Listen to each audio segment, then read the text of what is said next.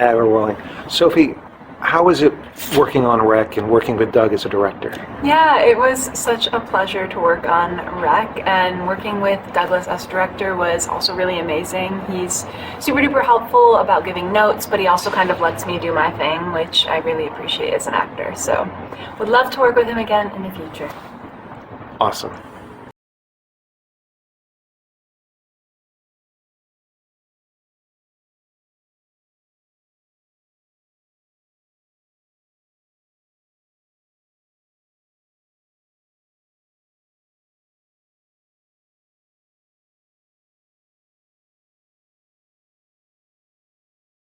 Have you ever heard of a writer by the name of Douglas Malin? Never heard of him. Never heard of him. Never heard of him. Never heard of him. Never heard of him. So what happened? How'd I get here? Cold, old, and all alone, an anonymous literary failure, nary a pot to piss in, creditors and the IRS breathing down my neck? It's a good question, but the answer's a little complicated.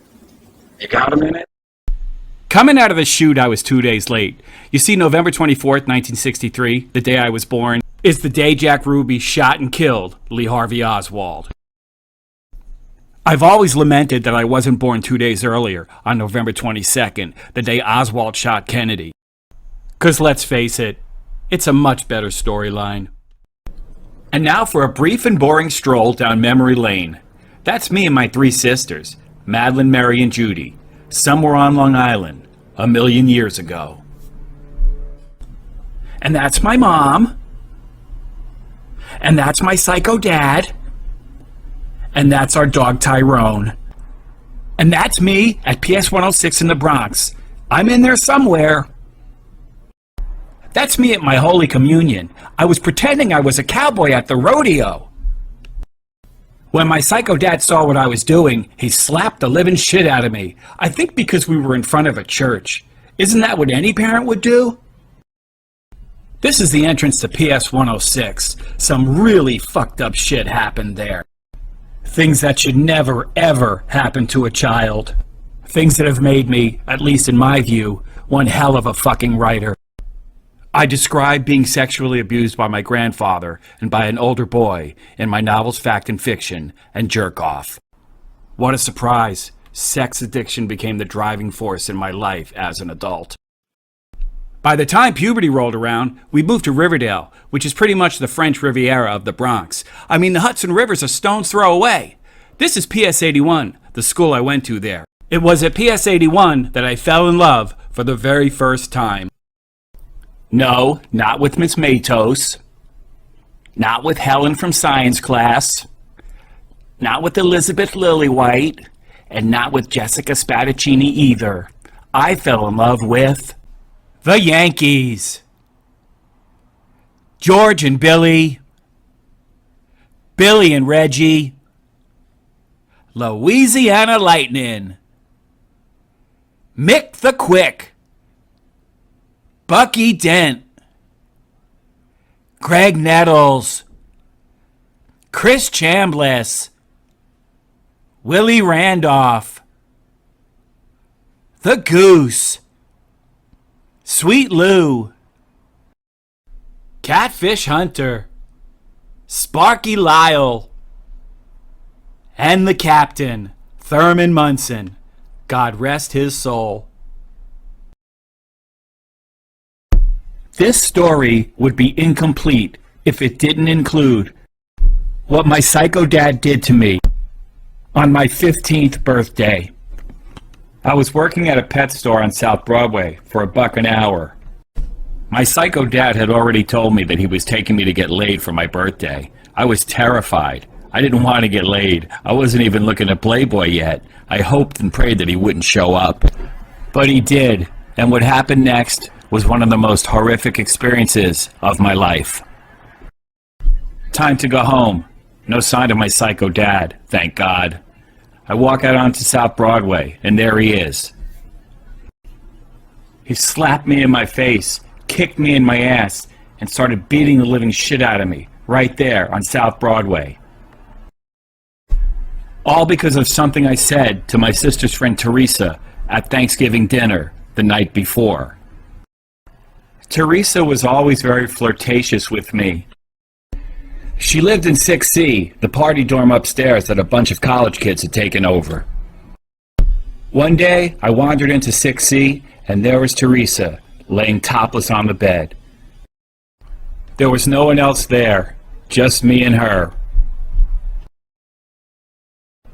I stood there in shock. I'd never seen a topless girl before. Teresa appeared to be sleeping. At least her eyes were closed. I was so innocent that I thought I could get in trouble for seeing Teresa's breasts. So I quietly left and never said a word. But yeah, me and Teresa were always flirting and teasing one another. What it was I said, I have no idea. But obviously nothing warrants beating the living shit out of your son on his 15th birthday. But that's only half the story. Later that night, I was home playing Atari, all the rage in 1978. My psycho dad knocked on the door, and I let him in as if nothing had ever happened. He asked me how much money I got for my birthday. Actually, I think the total was closer to 70. A lot of money for a 15-year-old in 1978. My psycho dad asked me if I wanted to bet it on a game of Atari. I don't think I agreed out of fear. I wanted his approval. I wanted his love, even though just hours earlier he'd beaten the living shit out of me, on my birthday no less. My dad won the game, took my money, and left. By 1979, my mom quit her job as my psycho dad's punching bag and moved me and my sisters to a roach-infested shithole in Yonkers, pictured here. We nicknamed the place the Agramonte Hilton after the slumlord scumbag landlord who owned the place. Looking back, I now see 1979 as one of the pivotal years of my life. In 1979, I discovered The Clash, and Blondie, and the Police, and the Ramones, and life as I knew it would never be the same. In 79, alcohol and weed became an everyday thing. In 79, I met Luann Fernald, Miss June. Little did I know that I was embarking upon a lifelong addiction to porn. And in 1979, 3,000 miles away, the woman who would disfigure my soul was born. 1980 was a total shit show. The Iranian hostage crisis lingered on with no end in sight. George Brett, Kansas City's one-man wrecking crew, knocked the Yankees out of the playoffs. And John Lennon was murdered. Thousands assembled outside the Dakota that night, and I was one of them. In 1981, I got expelled from Yonkers Prep, a new-aged high school designed for fuck-ups like me. They said they saw me selling weed, and I tried to explain. I wasn't selling it, I was buying it. In 1981, just to get the hell out of Yonkers, I joined the Navy. And something unbelievably fucked up happened. At our boot camp graduation celebration at the Ambassador Hotel in Milwaukee, I walked into the men's room. A man came up from behind me, put a gun to my head, shoved me into a bathroom stall where another sailor was waiting. The gunman threatened to kill us both if we made a sound, robbed us, and then vanished. Later that night, still at the Ambassador Hotel with my company, some blonde-haired guy came up to me and asked me to go back to his place with him. Many years later, when I saw Jeffrey Dahmer's face for the first time, I flashed back to that night at the Ambassador. Was that guy Jeffrey Dahmer? But wait, it gets weirder. During research for this segment of the documentary, I discovered that Jeffrey Dahmer killed his first victim at the Ambassador Hotel. After sending me to a boot camp graduation party where I was robbed at gunpoint and hit on by a serial killer, the Navy sent me to San Diego to learn how to become a radio man. In San Diego, I went with some other sailors to this place where strangers meet to have sex. I just wanted to lose my virginity, which I did, and what a disgusting experience it was. Thank God I didn't catch anything. Like every other sailor stationed in San Diego, I visited Tijuana and met some of the locals. There I was, just 18 years old, getting wasted every night, playing Russian roulette with my life, oblivious to the dangers all around me. Thank you, God, for seeing me through it all. It wasn't all bad. I got to go to Jack Murphy Stadium and see the San Diego Padres play the Philadelphia Phillies. Mike Schmidt hit a homer, but the Padres won. I spent my next 18 months here at the Norfolk Naval Base. Unfortunately, for teenage alcoholics like me, the drinking age in Virginia was 21. But the drinking age on the naval base was 18, and I became a fixture at the Windjammer, where I could get hammered every night on 50-cent rum and cokes. At the commissary, I discovered Iron City beer, brewed and bottled in Pittsburgh, PA. Around that time, a coworker turned me on to speed, and what a surprise. I was soon hooked. Things got really dark when Kim Harford, a hard-working, hard-partying coworker, was murdered by her husband, Rick. Kim and Rick were whacked out on drugs and alcohol like everyone else in my circle at that time, and I can't help but attribute, at least to some extent, the role of drugs and alcohol in this tragedy. God rest your soul, Kim. Next stop, the USS Raleigh. More beer, more booze, and more buds. Oh yeah, and these too. Something unbelievably disgusting happened. The Raleigh became the flagship of the battle group. That just meant the highest-ranking officer decided to visit our ship. A chain gang was formed to transfer all his stuff. A cardboard box was being passed along. It fell and hit the ground, and bestiality porn magazines spilled out. We put the magazines back in the box, taped it up, and passed it along.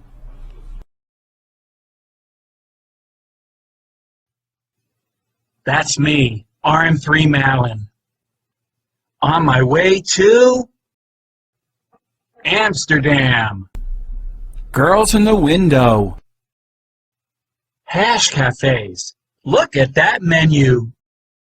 More girls in the window. And guess who we saw paying the girls in the window a visit? Chaplain Watson, dressed in a fedora and trench coat. Don't worry, Chaplain Watson. Your secret's safe with me. On our way back from the North Atlantic, Stewart, this gay sailor, got drunk and blew in my ear. I shoved him away, but didn't report it. A day or two later, Stewart tried to give Hanshofer, this tough-as-nails kid from Pennsylvania, a handjob in his sleep. Hanshofer woke up and beat the living shit out of Stewart. Then Stewart disappeared. It was feared he jumped overboard. Captain Triplett ordered a thorough search of the ship, and Stewart was eventually found in a crawlspace somewhere in the lower decks. The scuttlebutt was that he was found unconscious with an empty bottle of vodka by his side. When we got back to Norfolk, I had just over a year to go in my enlistment. I hopped on a Piedmont Airlines flight to New York. Piedmont was like the Spirit Airlines of the 80s. You could fly from Norfolk to New York City round trip for just $49. My mom and dad, who hadn't seen each other or spoken to each other in decades, agreed to bury the hatchet for just one night and meet me at a restaurant in Midtown Manhattan. Then, crack entered the picture. My wastoid friends, Gary and Dave, picked me up at the airport. I wrote about what happened next in my novel Jerk Off. Try this, sailor, Gary said as he passed me back a crystal clear pipe. Cool, I answered, thinking I was about to smoke some weed. Man, I was hooked from the very first hit.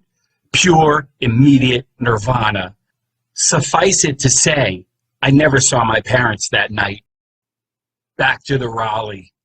completely destroyed, totally broke, and only wanting more. Williams was from Harlem. He was hooked too. He told me about a spot on 125th in Amsterdam. As soon as payday came, Piedmont, LaGuardia, Harlem, Rock, LaGuardia, Piedmont, the Raleigh, payday, Piedmont, LaGuardia, Harlem, Rock.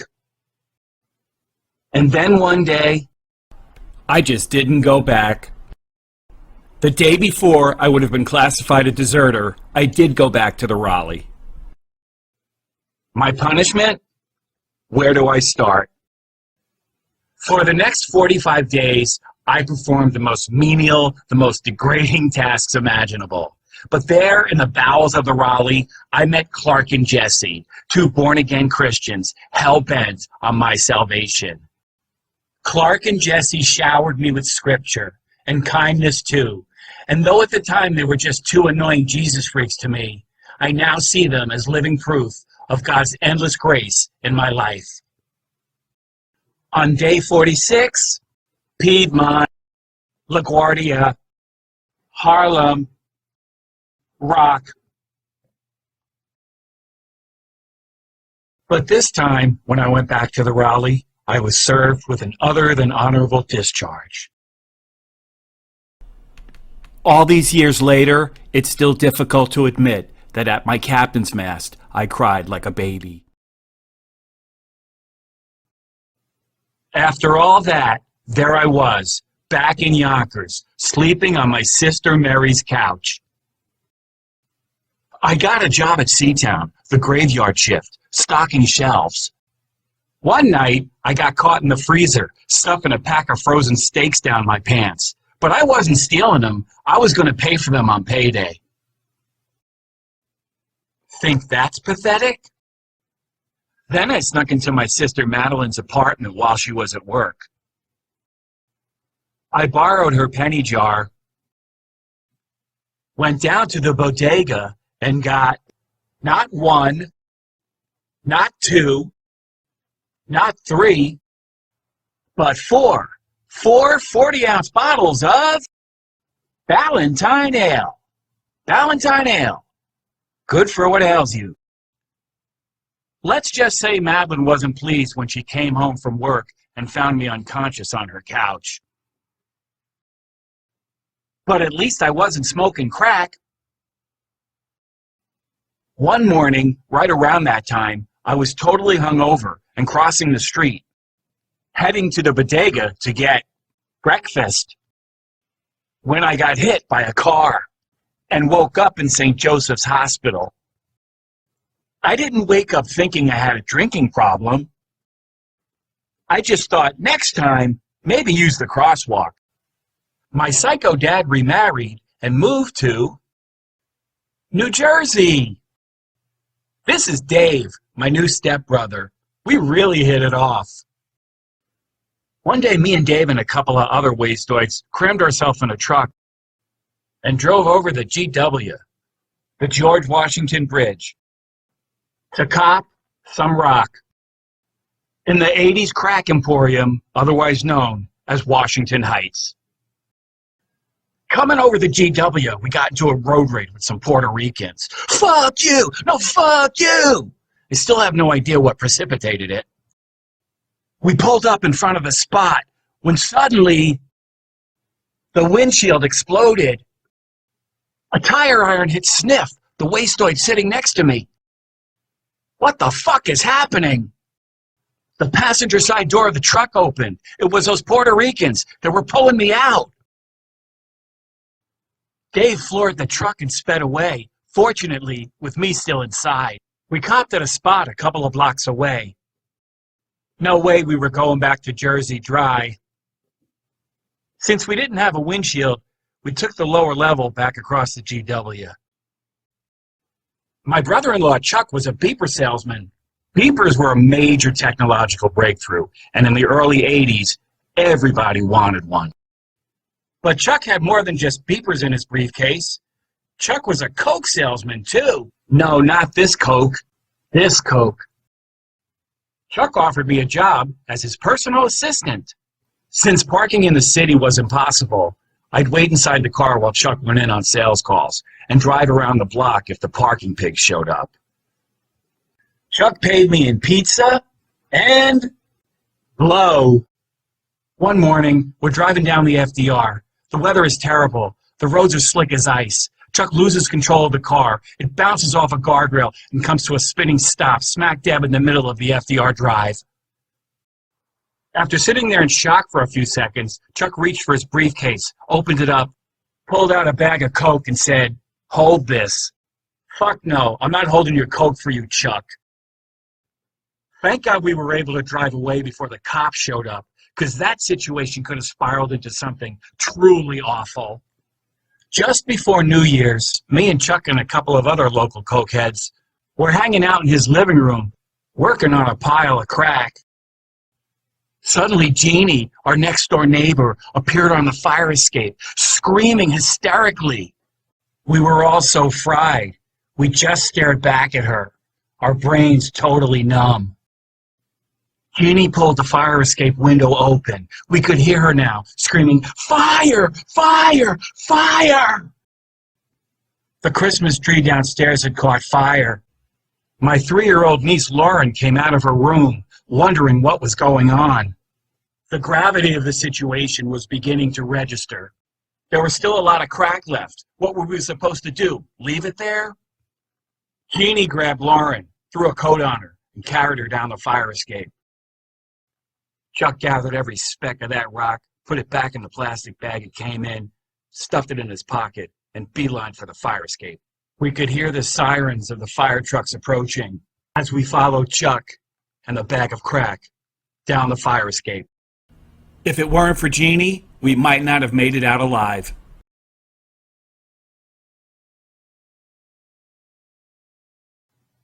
Dave had a friend named Bobby Stotts.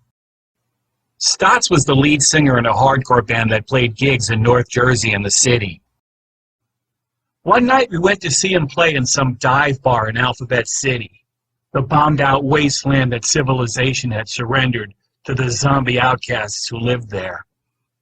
Compared to Alphabet City, Yonkers looked like fucking Scarsdale. After the gig, me and Dave and these 2 other guys got in his car. I didn't even know who these guys were, and I didn't know where we were going. I just knew it was fucking freezing. January in New York. So we're just sitting there, and the car's not moving. The engine's not even on. What the fuck is going on here? I'm fucking freezing. Turn the engine on. Let's get some fucking heat going. First I smell it, and then I see it. These fucking guys are shooting heroin. The smell was fucking nauseating. Dave and the 2 guys fixed, all with the same needle. Then they offered it to me.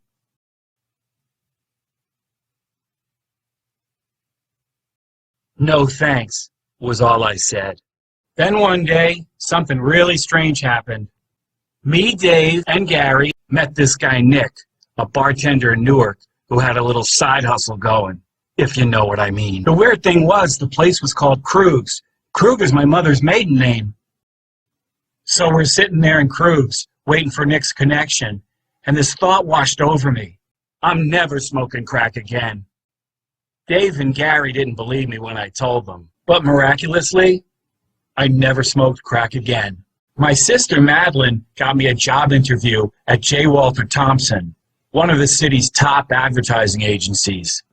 Learning to type in the Navy was about to pay off. I really liked my coworkers, especially Maria, this Italian bombshell from Bensonhurst. The office was in Midtown, 466 Lexington Avenue, right next to Grand Central Station, and just a 10-minute walk to Show World, the Vatican of porn palaces, conveniently located in the heart of Times Square. Remember Luann, Miss June, 1979? She was my first, but she definitely was not my last.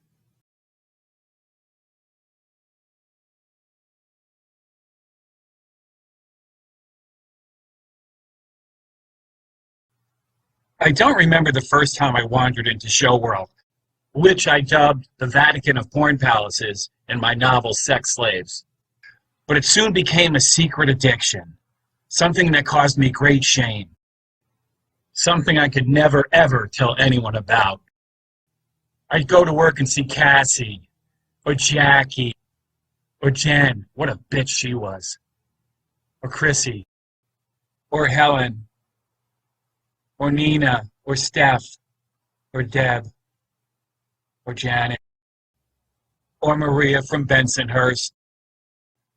And come lunchtime, I was hot-footing it across town to the Vatican in search of a reasonable facsimile of any of these girls.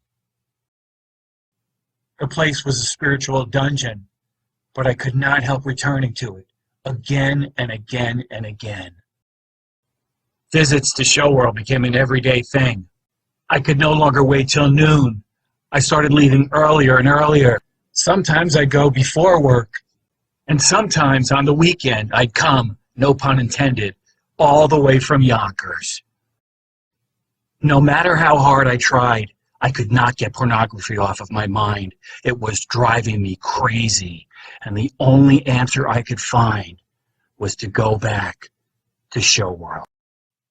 I'm walking up 42nd Street, and you'll never guess who I ran into. Lucille Ball! She was coming out of a movie trailer, dressed like what we used to call in the 80s, a bag lady. At first, I didn't recognize her. I said, "Hi, Lucy," and she said, "Hi, sweetie." Those 10 seconds, I will never forget. I went on an acid run for my wastoid friends in Yonkers. I worked in Midtown. Grand Central Station was a block away. Just hop on the subway, get off at West 4th Street in the heart of Greenwich Village, and Washington Square Park was just minutes away.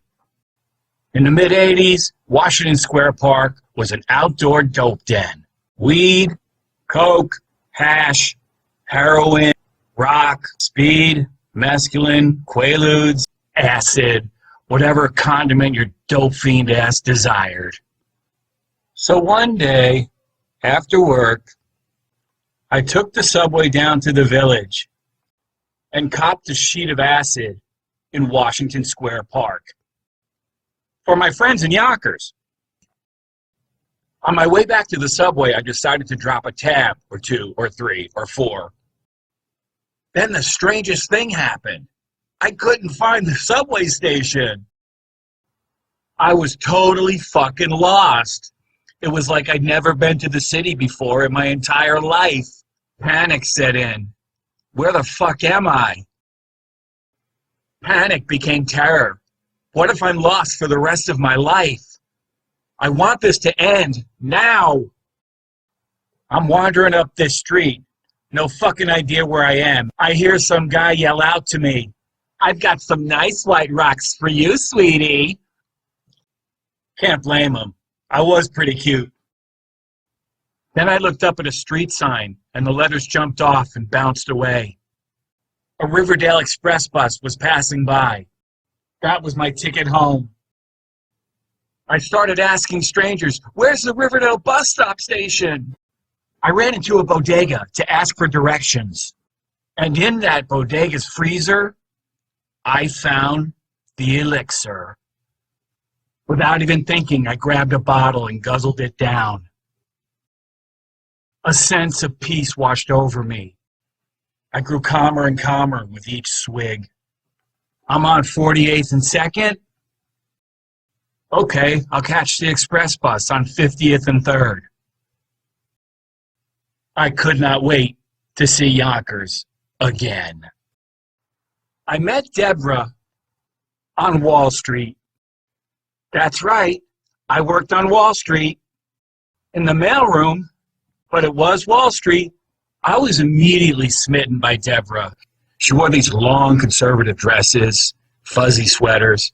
Her perfume was intoxicating, and she always had this warm, glowing, welcoming smile. On the subway, back up to Yonkers, I'd get a 40-ounce and strategize how to get something going with Deborah. Next time I see her, I promise myself, I'm going to ask her her name. To avoid the shame and humiliation of hearing the B word, I decided to cruise Deborah's cubicle. I discovered that Deborah has a cat, that she loves the Yankees, and that her name is Deborah Tucker. No sign of a boyfriend. Back in the mailroom, I searched for mail addressed to her department. Oh, hi, Deborah Tucker. I'm a Yankee fan, too. Want to go to a game?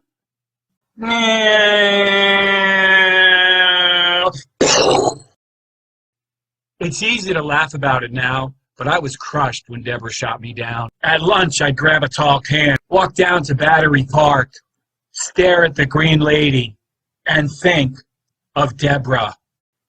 A 40-ounce for the subway ride back to Yonkers, a stop at the bodega, and as many Valentine ales as my skinny wallet would provide. Then I did something really weird. One day after work, I followed Deborah to the subway station. My first stalk, but definitely not my last. I thought I was the most romantic guy in the world. I'm in the Broadway diner in Yonkers. Leah, this nerdy girl from my job, walks in. You live in Yonkers, Doug? I totally blew her off. Give me Deborah, or give me death. Then, a ray of hope. My sister Judy set me up with one of her friends. This is Lori. Ain't she a babe? In the lobby of the Empire State Building, there used to be a bar called Houlihan's. The window looked out onto 34th Street in the heart of Midtown. Me and Lori met there and had a couple drinks. And then went bar hopping. I thought everything was going great. As we walked back to the subway station, I was sure we'd have a second date. A day or two later, I dropped by Judy's place and got hit with some unflattering news. Lori says I have a drinking problem. What are you talking about, Lori? I just had a couple of shots and a couple of beers. Douglas, Judy told me, even when you're not drinking, you smell like alcohol. It's very unattractive. Those last three words, it's very unattractive, exploded like a golden arrow in my heart.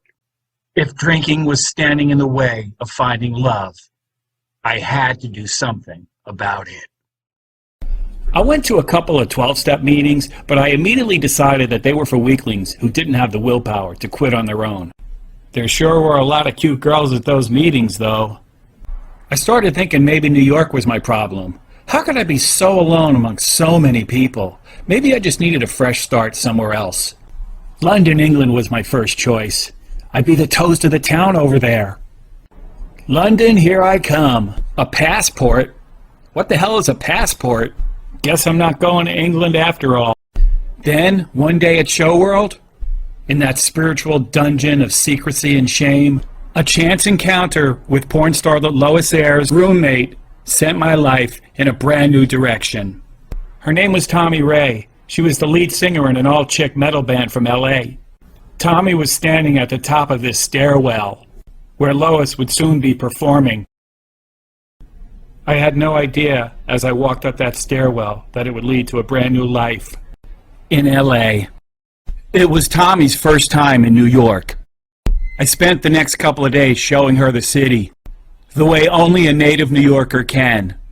As pathetic as it sounds, hanging out with Tommy brought purpose to my life. Did she really know Billy Idol and Nikki Sixx from Motley Crue and Slash from Guns N' Roses? It was as if, by hanging out with Tommy, I'd been resurrected from the dead. I had just one more question. When's the next flight to L.A.? I really believed Tommy when she told me I could stay with her, and Lois, when I got to L.A., that she couldn't wait to put music to the lyrics that I'd read to her, that my rock and roll dreams were about to take flight. For the next 3 months, I took every office temp job I could find, saved every penny, until finally the big day arrived. April 6th, 1988, the day I moved to LA. On the day I moved to LA, the strangest thing happened. I ran into my psycho dad at Grand Central Station. "I hear you're moving to California." "Yeah, Dad," was all I said. We shook hands, but I walked away thinking I'd never see my psycho dad again. I landed at LAX with $1,500 and Tommy's address scribbled on a piece of paper. Lois answered with this sort of "who the fuck are you and what the fuck do you want" look on her face. "It's me, Doug, from New York, remember?" I began to sense that Lois wasn't expecting me. "Is Tommy here?" "Tommy doesn't live here." "She doesn't?" "No." "Duh. She's at the Rainbow every night." "The Rainbow?" "Yeah, the Rainbow on the Sunset Strip," Lois said as she slammed the door in my face. "Great to see you again too, Lois."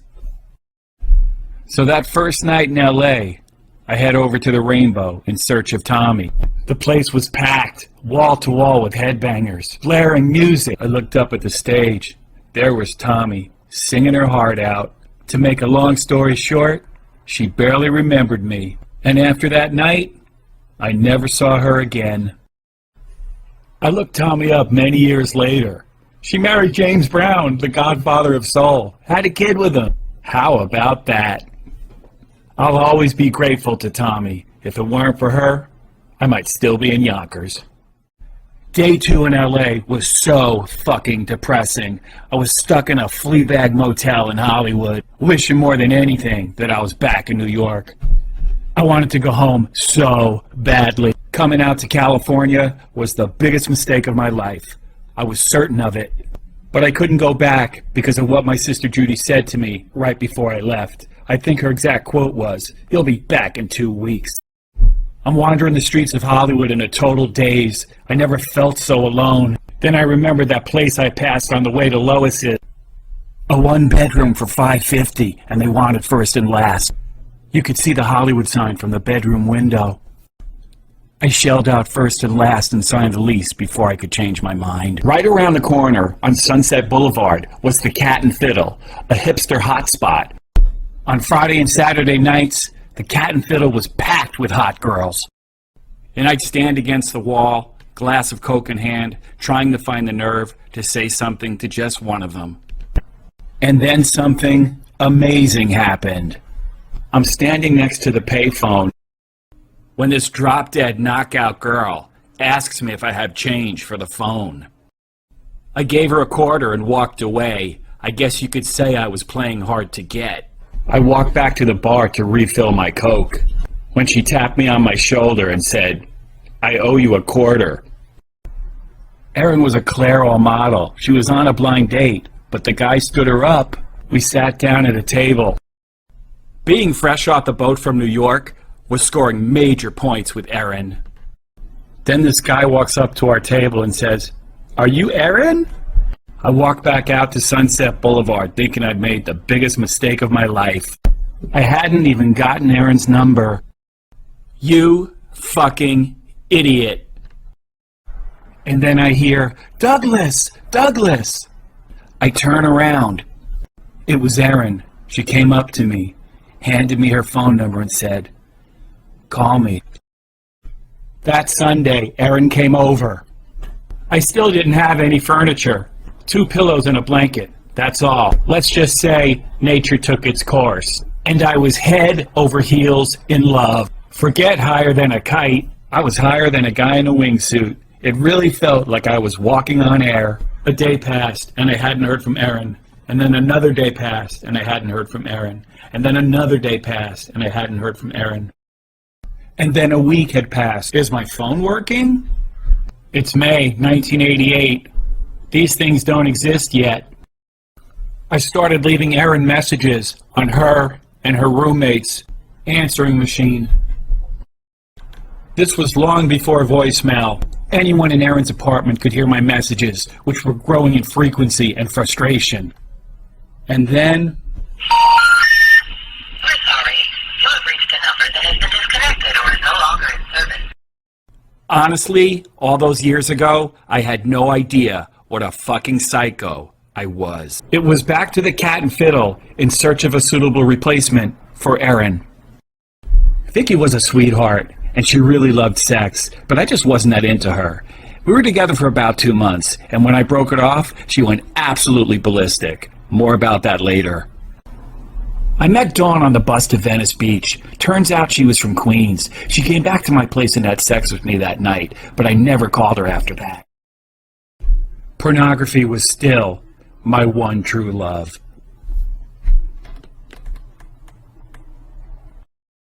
Hollywood Boulevard was the closest thing to Times Square that LA had to offer. Welcome to Show World West. What a fucking dungeon. Unbelievably, the booths didn't have doors on them. And there were always these creepy guys looking for someone to hook up with. Plus, the LAPD would come in on a slow night looking for someone to take to jail. God, how I missed Show World. My first job in LA was at an employment agency on Wilshire Boulevard, where I worked as an office temp. The first of, 10,000 dead-end temp jobs all across LA that I absolutely hated. But somehow, week after week, month after month, year after year, I managed to just scrape by. Every now and then I'd land at a real cool spot, like A&M recording studios in Hollywood. For one thing, it was a 5-minute walk from my place. Don Henley was recording The End of the Innocents. David Crosby asked me for a post-it. I'd look up and see Joan Jett smiling at me as she walked by. I went out to the food truck, and there was Barry White ordering a burrito. And my boss, Mark, was from fucking Yonkers! I really wanted to keep this gig. I did my absolute best, but Mark turned out to be a fucking asshole. He fired me just because this chick left a message for Don Henley, and I wrote down her number wrong. This is back in the olden days when everything was done by hand. Henley came out and asked me about it. I told him I was getting slammed when she called and might have written her number down wrong. I apologized. Don't worry about it. She'll call back. That was his attitude. Mark wasn't so sympathetic. Not long after that, the temp agency called. Today's your last day, Douglas. Just to add insult to injury, the bus to my next temp assignment was directly across the street from A&M Recording Studios. Speaking of buses, my first 2 years in LA, I rode them everywhere. Santa Monica, Culver City, downtown, wherever the next temp assignment led me. Sometimes I'd luck out and get a seat, but most of the time, it was standing room only. I felt like I'd blown the chance of a lifetime. At 25 years old, I felt like my life was over because I got fired from A&M Records. I thought about drinking for the first time in 2 years. Maybe I should go back to one of those meetings.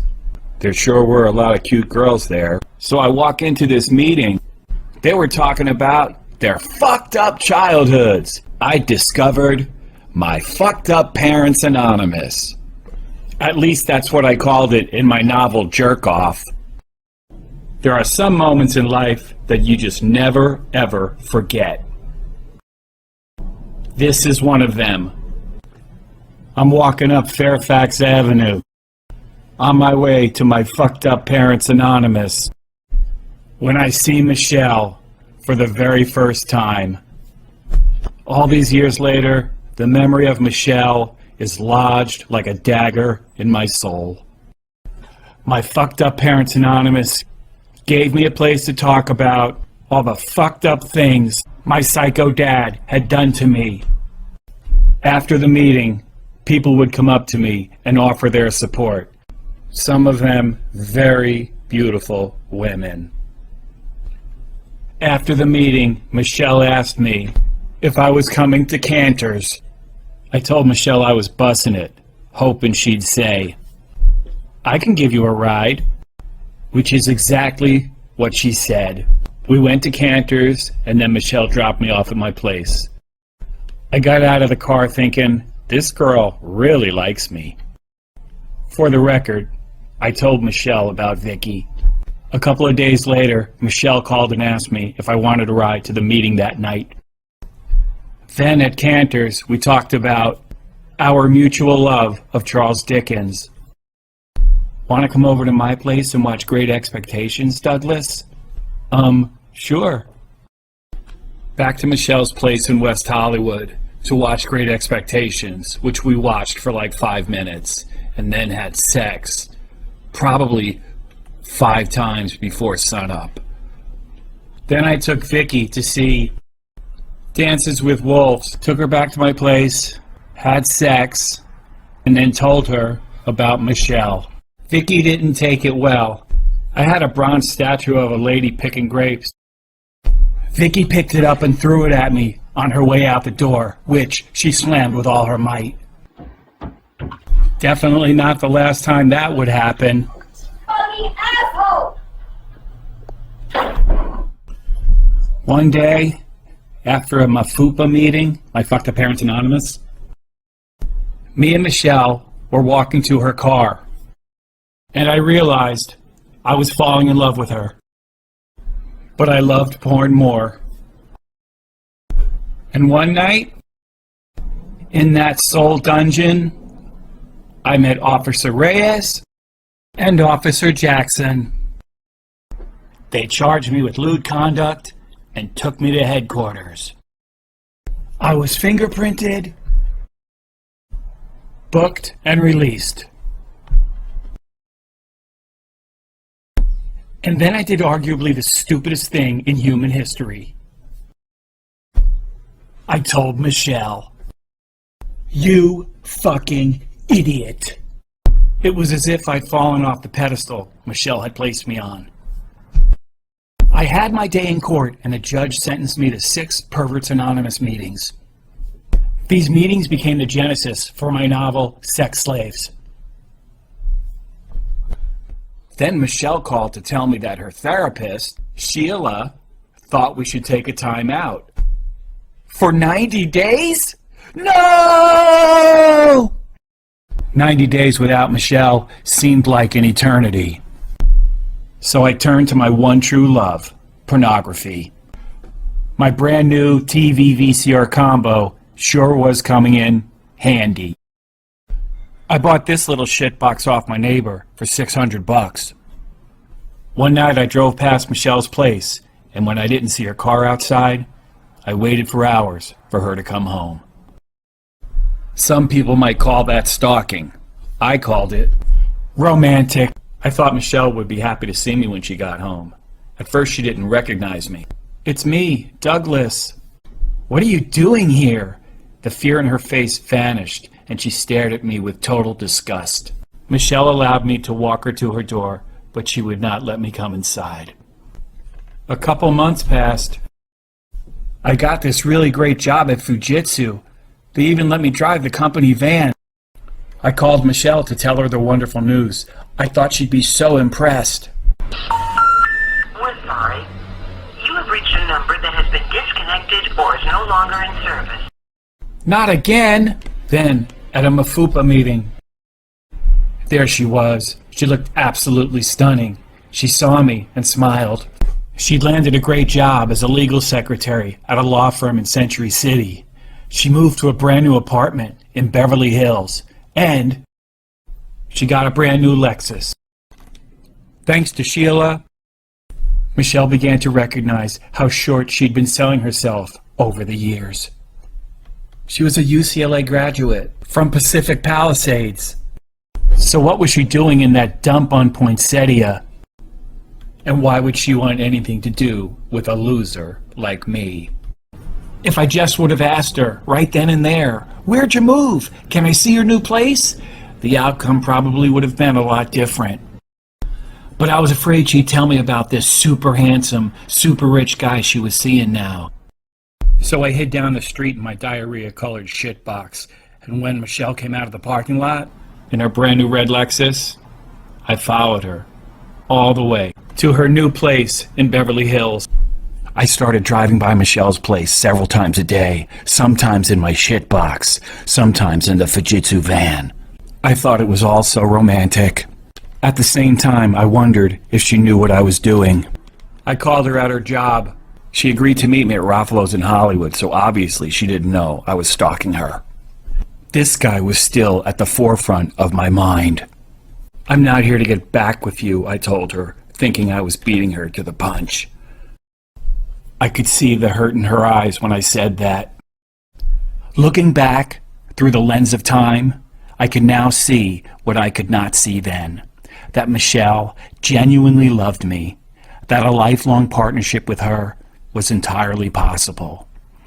But pride and fear were the driving forces behind me and the heartache, terror, and destruction that unfolded. We're sitting at this table at Raffalo's. My genius opening line, "I'm not here to get back with you," explodes like a mushroom cloud. Like I said, I could see the hurt in her eyes. She really did love me. She reached into her purse and took out the letter I'd written her at the beginning of our 90-day separation. "You said 90 days is a long time to be alone. What makes you think I've been alone all this time, Douglas?" So I was right all along. Like a spoiled little punk, I slammed a 20 on the table and stormed out. I marched down the Walk of Fame, engulfed in rage.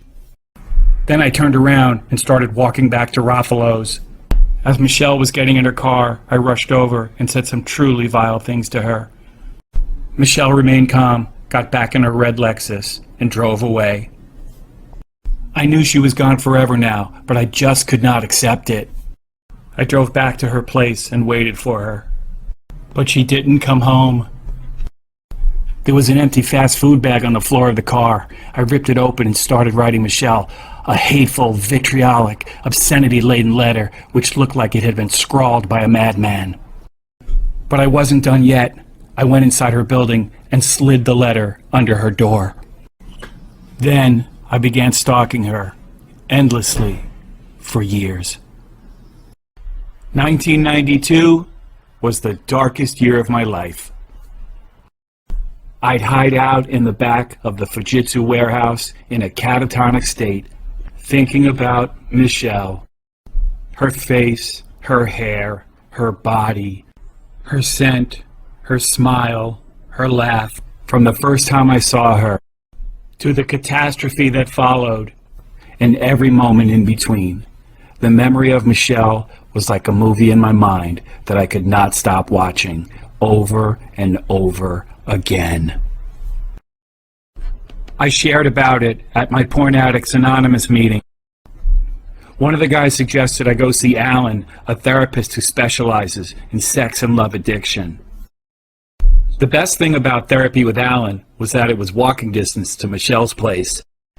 Alan genuinely wanted to help me, but nothing was changing. I could not get Michelle off my mind, whether doing deliveries in the Fujitsu van or driving my own shitbox. I'd drive by Michelle's place countless times a day and wander the lobby and the food court at her job too. On Friday and Saturday nights, I'd wait for her to come home. In my sick, twisted mind, if Michelle came home alone, there was still hope for us. And then a miracle. My boss Hector called me into his office. I thought I was going to be fired for doing drive-bys in the company van. How wrong I was. "Douglas," Hector told me, "we're transferring you to San Francisco." I fell in love with San Francisco the minute I arrived. It reminded me a lot of New York, though it wasn't nearly as crowded and the people weren't nearly as pissed off. And then I found this really cool studio apartment in Lower Haight for just $550 a month. Things were just falling into place. Fujitsu San Francisco was a dream come true. I was logistics coordinator, the guy in charge of the warehouse. This is Tom. Tom worked in sales. Tom's dad was CEO of the company. Like me, Tom loved baseball, and if the Giants or A's were home on a weekday afternoon, guess where we were having lunch? Me and Tom invented this game called warehouse ball. Kinda like stickball, but in a warehouse. You paint a strike zone on a shipping crate. The ball was made of electric tape, and the bat was from a broom in the supply closet. Doing play-by-play was the best part. Tom was from Chicago, so he did Harry Carey. Hallelujah! A base hit! And me, being from New York, I did Phil Rizzuto. Holy cow! And we had fans, too. People would come out to the warehouse to watch warehouse ball. Unfortunately, Art, The sales manager got hit in the head with a line drive. Sorry about that, Art. Tom became my best friend. We'd go to the movies after work. One day we went to Berkeley. I met this blonde knockout in a coffee shop, but I was too much of a pussy to ask for her number. Fucking pussy. When I told Tom about Michelle, he told me about this movie called Damage. Damage is about a guy who's obsessed with his ex. The closing scene in my movie Wreck, which I made 30 years later, is an homage to the closing scene in Damage, which, if you're morbidly inclined, I highly recommend. It didn't take me long to figure out that my new place was smack dab in the middle of Crack Whore Central. I let one of them in my car, changed my mind, and then had to give her $20 to get out. I had a basketball in the car. She grabbed it and fucking tried to run away with my basketball. I got out of the car, chased her up the street, got into a tug of war with her for the basketball, which I finally won. One Sunday morning, I'm cruising the Tenderloin when I picked up this dude disguised as a chick. I made the realization and told him to get out of my car. He started cursing me out and slammed the door when he left, but thank God that's as far as it went. I was cruising hookers nonstop. I knew I needed help. But there were no sex addiction meetings in San Francisco. All they had was Romance Anonymous, which was mostly just chicks sharing about their recent breakup, and guys hovering around like vultures, hoping to swoop down on some tasty snacks. I called Alan in LA. He told me to go back to Romance Anonymous and tell him what was going on. So I did, and after every meeting, some guy would come up to me. Al was addicted to gay hustlers. His wife of 50 years had no idea. Mitch was single and super wealthy. His thing was meeting dominatrixes in sleazy Tenderloin hotels and smoking crack with them. Tex was a straight-laced Christian minister from Abilene who moved to San Francisco to embrace his gayness and found himself trapped in the bathhouse scene. We started having sex addiction meetings in my apartment, pretty much copying the meetings in LA. 30 years later, the program that started in my apartment is still flourishing. I put an ad in the personals of the SF Weekly, which was sort of like the Tinder of the early 90s. I met Kelly at the Orbit Cafe, which was just down the street from my place. Kelly was a virgin. She was a kindergarten teacher. People always told her she looked like Liz Taylor. On our second date, she came back to my place, but second base was as far as she'd go. On a night I was supposed to meet her parents at a restaurant, I stood her up and never saw her again. I met Marika at the Utah Inn. Marika was sizzling hot. She told me her dad looked like Clark Gable and showed me a picture. I didn't see the resemblance. But we went to the video store to rent Gone with the Wind. The news was playing on the radio. North Korea's dictator died that day. Funny the things you remember. We went back to my place and watched Gone with the Wind for about 5 minutes. And then, beep, each other's brains out. Marika was sizzling hot, and she loved sex even more than me, if that's possible. She came over whenever I called and never complained when I sent her away. Until one day she called to say she felt like she was being used. Does this mean you're not coming over tonight, Marika? Mara was a tortured Japanese-American artist who painted pictures of faces engulfed in agony. She lived in a 3-bedroom in North Beach with her roommates, Joe and Sam. Mara was skinny as a pencil, and she fucked like a dead fish. But her place was walking distance to the lusty lady. When Sam moved out abruptly, Mara asked me if I'd like to move in. A room in North Beach for just $250 a month? Think of all the money I'll save. I called Dana, the building manager, and told her the news. Then I got a U-Haul, stuffed it with all my stuff, and just like that, I was all moved in. I'm at work. Mara calls. Douglas, did you use my stapler? Yeah, I might have. Will you please ask me first next time? I'm at work. Mara calls. Douglas, did you leave a spoon in the sink? And did you take some of my honey hibiscus tea without asking? And please don't leave the toilet seat up again. Hi, Dana. It's Douglas. Can I have my apartment back?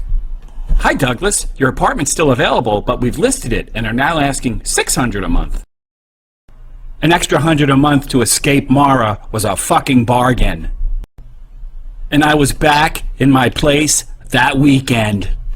"You're leaving?" Mara said when I told her the news. "Why?" Mitch called me from the Tenderloin at 3 in the morning. Mistress Kimberly and Mistress Tammy had taken his wallet and his car keys and his clothes, and he was trapped in a seedy hotel room in the Tenderloin. So I drive over at 3 in the morning, bring him some clothes, knock on his door. But he wouldn't leave, and I totally understand.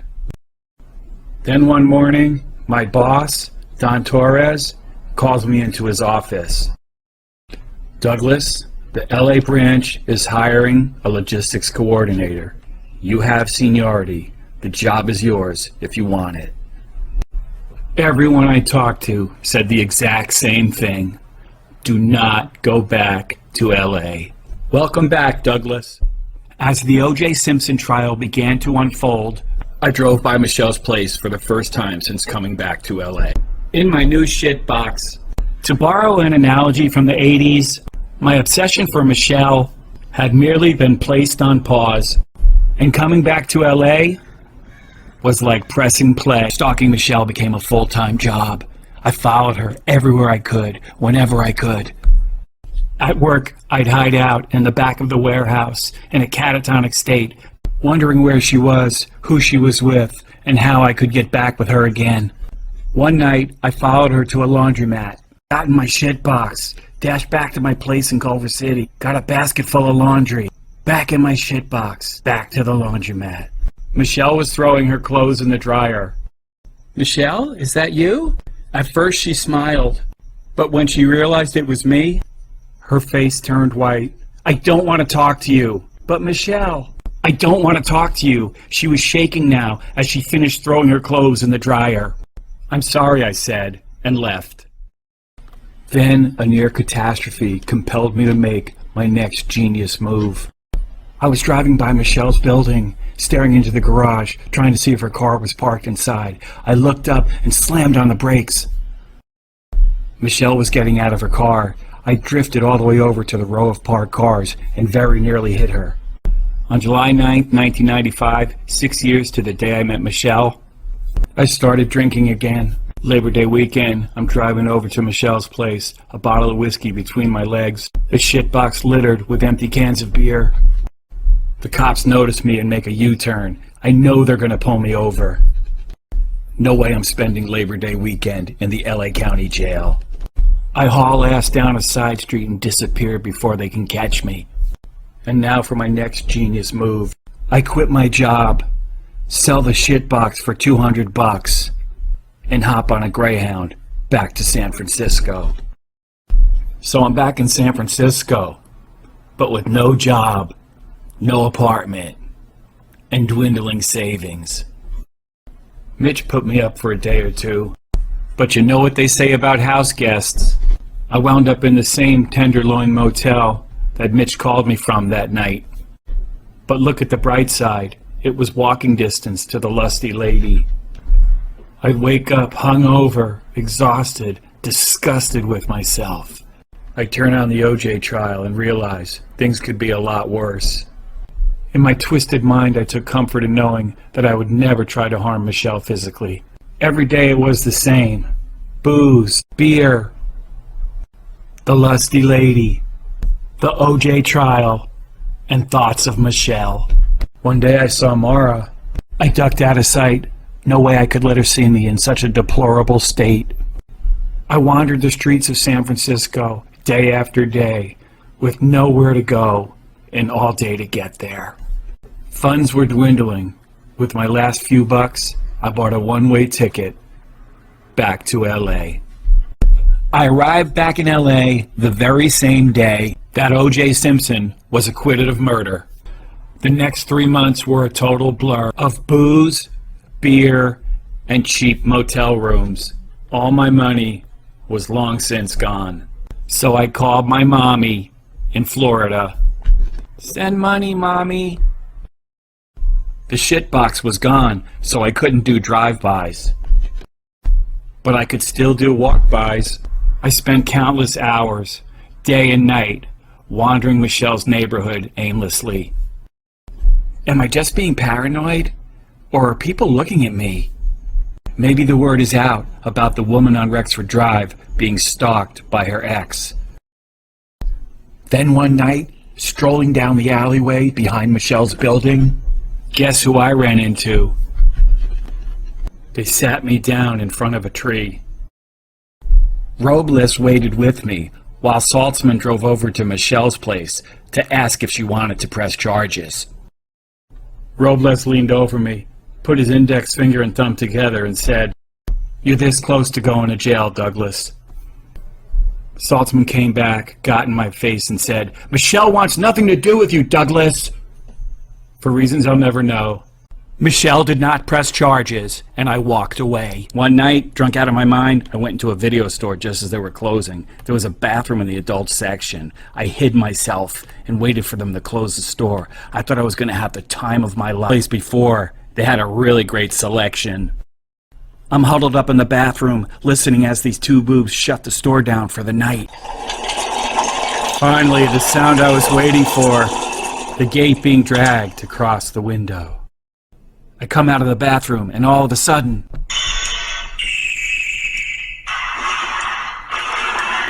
motion detector! Oh my God, I'm going to jail! The sound of them dragging the gate back across the window. I thought for sure it was the LAPD. Thank God it wasn't. "You guys locked me in," I said as I hurried out the door. I don't remember the first time I walked into a supermarket and guzzled a can of beer, but I do remember it became an everyday thing. Pretty soon, I was guzzling Jack Daniels. Neighborhood supermarkets became my watering hole. I'd wander into the bread aisle, and when the coast was clear, I'd break open a bag of bread and inhale as many slices as I could. Give me a half a pound of ham, half a pound of roast beef, half a pound of potato salad. Bread just got so boring. The trick was to glide down an empty aisle, inhale the food as quickly as possible, and leave the packaging behind the boxes on the shelves.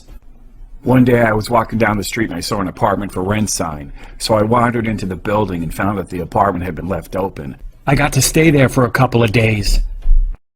But for the most part, every night I tried to find a building with an open entrance and make that hallway my home for the night. One day I went to Vaughn's for lunch, and I noticed this guy. And I'm pretty sure he noticed me too. Guess I'm having lunch at Ralph's today. So I'm at Ralph's, wondering if that guy at Vaughn's was just a coincidence. And I noticed this guy glaring at me. What's your problem? So I'm gliding down an empty aisle, inhaling my roast beef, and he comes up from behind me and says, "Hey, get the hell out of the store."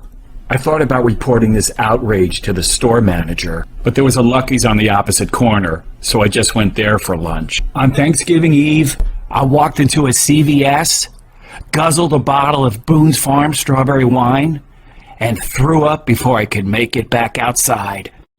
Clean up, aisle 6. One rainy night, I called my mommy. Collect, of course. "Send money, Mommy." For the first time ever, Mommy said, "Douglas, I can't help you," and hung up. I ran into Chad, this depressing guy from those sex addicts meetings.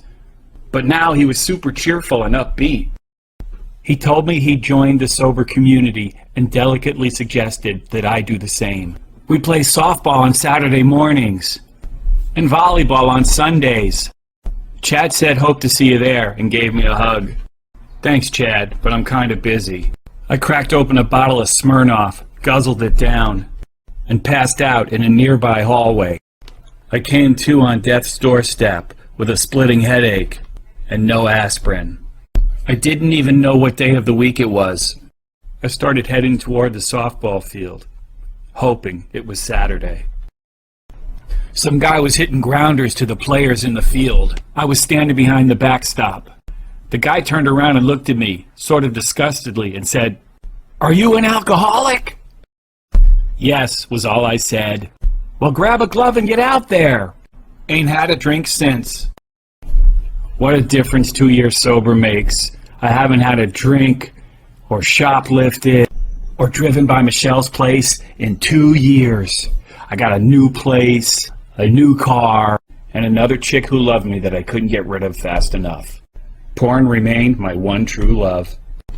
I'd been doing shipping and receiving at Bell Industries for nearly 2 years, and then, a couple of months later, each department was called into the conference room one by one, where Marla from Human Resources broke the news that the company had been sold, and every one of us would soon be out of a job. But every dark cloud has a silver lining. Marla would be meeting with each of us individually to discuss our severance package.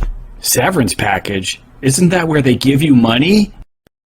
It was my turn to meet with Marla in her office. I sat across from her thinking, God, I'd love to see you in an Ass Man video. I couldn't understand a word she was saying other than the part about me getting a severance check for $8,500. Bell Industries was like a ghost town those last couple of weeks. I'd sit there at my desk just wondering what I was going to do next. The thought occurred to me that I hadn't been to Yankee Stadium since the day before I moved to California. And I'd never once been to Fenway Park. And how far from Boston was Montreal? Maybe I could go see the Expos. And since I'm in Canada, I might as well go see the Blue Jays. And I always wanted to see Wrigley Field. And if I'm already in Chicago, might as well go to a White Sox game. And maybe the next day, I'll go to Milwaukee. To make a long story short, I mapped out a trip to all 30 big league ballparks. When I told my neighbor Greg about the trip, his exact words were, "Dude, I'm going with you." Not only did Greg love baseball, but he was a reporter for KLON Radio, a local news station. Station manager Nick Roman agreed to pay Greg $100 a story from each of the 30 big league ballparks. What a great documentary this would make. We soon learned that Major League Baseball wants a lot of money for that sort of thing. But Nancy Mazmanian of the Angels told us that if we were doing it for charity, we might have better luck. My friend Mike Finch had recently died of ALS. With the help of the ALS Association, our trip to all 30 big league ballparks became a campaign to raise awareness for Lou Gehrig's disease. E-Limos saw an advertising opportunity and gave us a town car to make the trip in. The documentary never got made, but I wrote a book about the adventure, Baseball Maniacs. It's dedicated to Mike Finch. At Shea Stadium, I asked Donald Trump what he knew about Lou Gehrig's disease. "We're getting close to a cure," he said, "and hopefully we'll have one soon." And then he shooed me away in an interview that lasted all of 10 seconds. One morning, my sister Judy called to tell me that my mom was very ill and that I should come home to say goodbye. My mom was in a hospital in Teaneck, New Jersey. She was lying unconscious beside a ventilator machine. I got on my knees beside her bed, told her how sorry I was for all I'd put her through, and thanked her for all she'd done for me and my sisters. My mom raised 4 kids on a secretary's salary, survived breast cancer, and my psycho dad too. My mom paid for my Little League fees, bought my Little League uniforms, took me to my Little League games, and to Yankee Stadium too, even though she didn't know the difference between a home run and a touchdown. And there was so much more to thank her for. The doctor came in and told me to go downstairs and get some coffee while they changed my mom's bedding. I went downstairs to the cafeteria and came back a half an hour later. "Douglas," the doctor told me, "your mom is gone." The doctor explained that people on the cusp often wait to say goodbye to their loved ones before they go. I was my mom's final goodbye. My friend Vince was a retired businessman. Vince loved live theater. "When Vince first asked me to be in the play he was producing, my first response was..." In all seriousness, the play was being performed at the Redondo Beach Theater for the Performing Arts, and the proceeds were going to benefit a women's shelter. I told Vince I wasn't an actor, but he didn't seem to care. I guess he could see in me something I didn't know was there. Detective Rick Reynolds. Robbery homicide. Don't let these quiet streets fool you. Anaheim can get ugly fast. But here's the kicker. Princess Leia's in it. And not only that, the rehearsals are at her house. Every Sunday the cast would meet at Carrie's place on Coldwater Canyon for rehearsal. Sometimes Debbie Reynolds would be there. I remember one morning she said, "Would you like a cup of coffee?" At the time, Carrie was hosting a talk show from her house called Conversations from the Edge. What a trip it was to be sitting in the very same living room you watched on TV the night before. One morning, Carrie's daughter Billy came downstairs and started playing classical piano. One of the rehearsals was on Super Bowl Sunday. That really pissed me off. We did 3 performances, Friday night, Saturday night, and Sunday afternoon. Many years later, after Carrie and Debbie left us, I picked up Billy at LAX. On the way back to her mom's place, I asked Billy if she remembered the time she came downstairs and played piano for us when she was a little girl. Billy said she didn't remember, but I'll never forget it. All these years later, being able to say that I was in a play with Princess Leia is pretty fucking cool. Right around Valentine's Day, I went to a backyard party and met Renee. We went out for coffee and got married. Actually, we got married at the Beverly Hills Courthouse, where they have weddings every Wednesday. Then we went to a falafel stand and took a long walk on the beach. Renee wanted a baby. I was hoping marriage would cure my porn addiction. Just about 9 months later, tragedy struck when our son Patrick was stillborn. Naturally, Renee was devastated. As ashamed as I was to admit it, I saw this tragedy as a chance to escape. I could already see that married life was not for me. But under these circumstances, there was just no way I could leave Renee. So we packed up our stuff and began life anew in a little house in Florida, right next door to my psycho dad, who, over the years, had somehow morphed into the happiest guy in the world. Dad and Renee were the best of friends. It was clear he wanted to make amends for the past. And for the year we were in Florida, Dad was a bright spot in our lives. I hit rock bottom while working as a security guard at Melbourne Airport. Sitting in this hell box in 90-degree weather with 90-degree humidity, with nothing but a handheld fan to keep me cool. 9/11 was only months earlier. I was supposed to be checking IDs and looking in every single trunk. I was so depressed. How did I go from this to this? I was beating the shit out of myself for staying with Renee. Look where it led me. And I couldn't just go home and numb out on porn or drive by Michelle's. No lusty lady in North Beach. No Venus Fair in North Hollywood. Just me and my brand new dog shit station in life. I stopped checking IDs and looking in trunks. I was just waving everybody through. If you are a terrorist, please detonate now. Suddenly this guy appears. Why aren't you checking IDs? Why aren't you looking in trunks? What the hell is wrong with you? We're at war! I called headquarters and said, I quit. Renee was not happy to see me when I came home. I wrote about that day at Melbourne Airport in Recusode 9 of my original comedy series Rec, entitled Florida. I wrote my novel Sex Slaves while working as a security guard at a construction site. They were building a movie theater.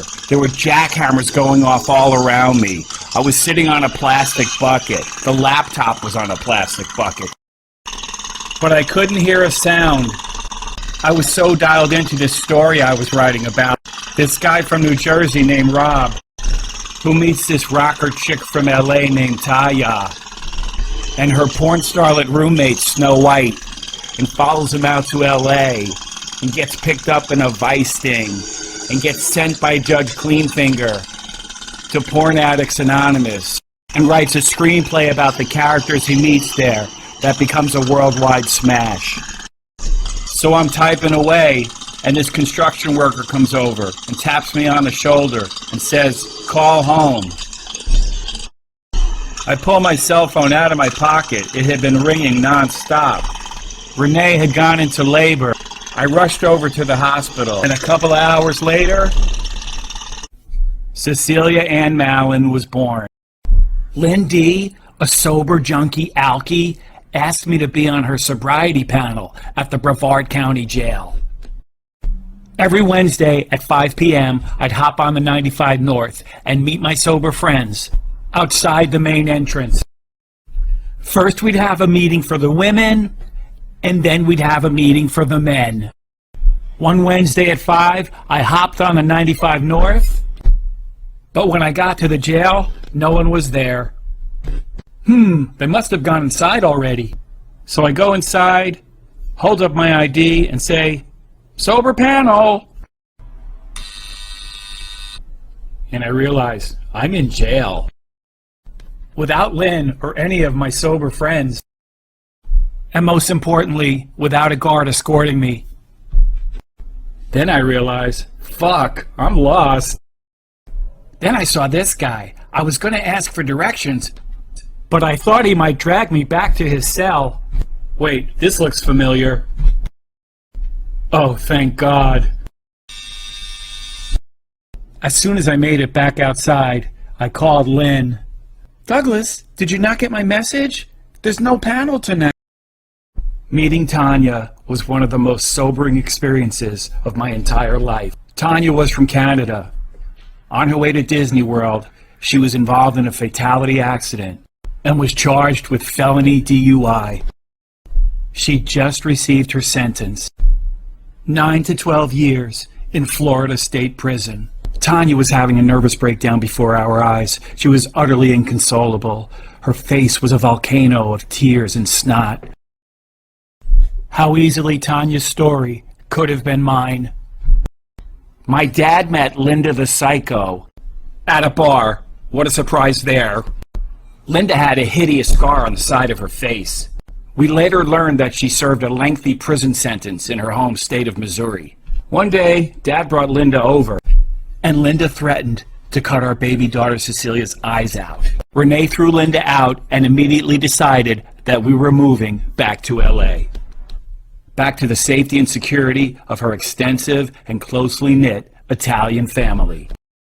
If there's one thing I've learned about Renee over the years, when it comes to Cecilia's welfare, you might as well pick a fight with a fucking grizzly bear. Farewell, Brevard County Jail. Farewell, Space Coast Stadium, home of the Brevard County Manatees of the Florida Coast League, where parking is free, tickets are $5, and you get to hang out with this guy. Farewell, Golden Corral, aka the Trough, where you could stuff your face all day long for just $12. Farewell, Florida. Thank you for one unforgettable year. On the flight back to LA, I was filled with a sense of dread. In no time at all, I was cruising by Michelle's place again. And I soon discovered she was no longer alone. I started writing a screenplay about this nightmare, which I originally entitled Forever. But when I discovered there was a name for my condition, limerence, I changed the title to that name. In a twist of the sickest irony, Michelle's husband, Darren, was afflicted with and died of Lou Gehrig's disease. I treated my obsession for Michelle with porn. The adult section of Odyssey Video was stuffed to the gills with porn videos. Tuesday and Thursday was 99-cent day. I'd get there as soon as it opened. I got a job doing deliveries all around LA. There was always time to drive by Michelle's or cop a fresh bag of porn at Odyssey Video, which I'd nicknamed Big Yellow. Forget sneaking out to the living room at night. I was living on the couch. Renee and I were more like roommates than a married couple. Porn was my wife. What was holding us together? The answer to that question was obvious. Renee found a place called a kid's place, where Cecilia could hang out with other kids her age. Susie, the director, an expert in child development, very gently suggested that Cecilia had autism.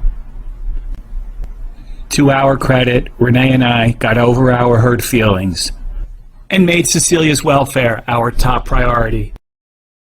Through Susie's guidance and Renee's dogged determination, Cecilia began receiving a myriad of treatments, therapies, counseling, and other services that continue to help her along till this day.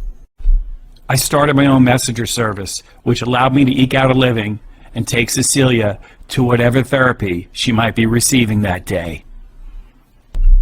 At Step by Step, I met Jennifer. Remember her?